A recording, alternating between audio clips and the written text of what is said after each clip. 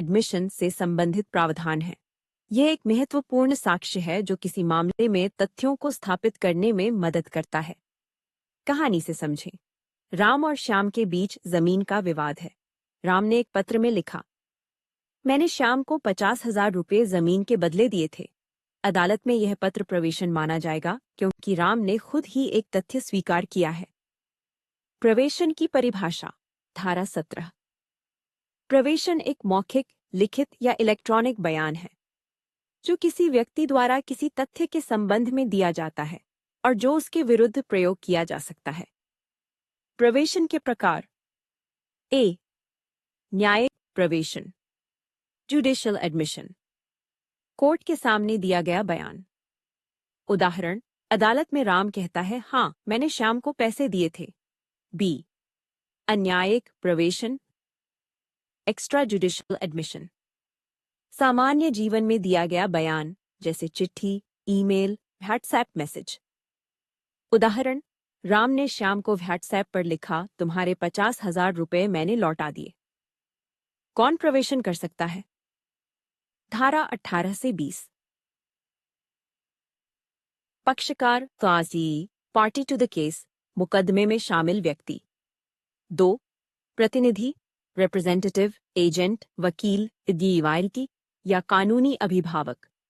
3, हितधारक, person interested, जिसका मामले में हित जुड़ा हो।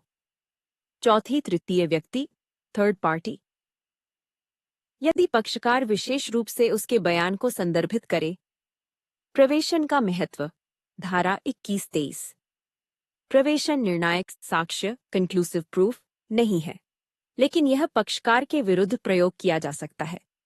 यदि कोई पक्षकार कोर्ट में किसी तथ्य को स्वीकार कर लेता है तो सामने वाले पक्ष को उसे साबित करने की आवश्यकता नहीं होती। धारा 58।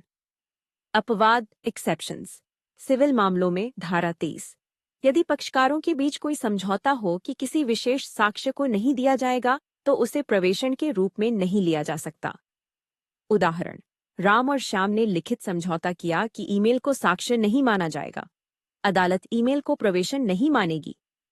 डॉक्यूमेंट की सामग्री ऐसी। धारा 22। किसी दस्तावेज की सामग्री के बारे में मौखिक प्रवेशन तभी स्वीकार्य है जब दस्तावेज खो गया हो या उपलब्ध न हो। उदाहरण, राम कहता है, मैंने श्याम को रसीद दी थी लेकिन वह खो गई।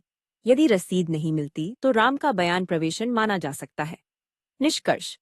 प्रवेशन साक्ष्य का एक महत्वपूर्ण हिस्सा है जो मुकदमेबाजी में तथ्यों को स्थापित करने में मदद करता है।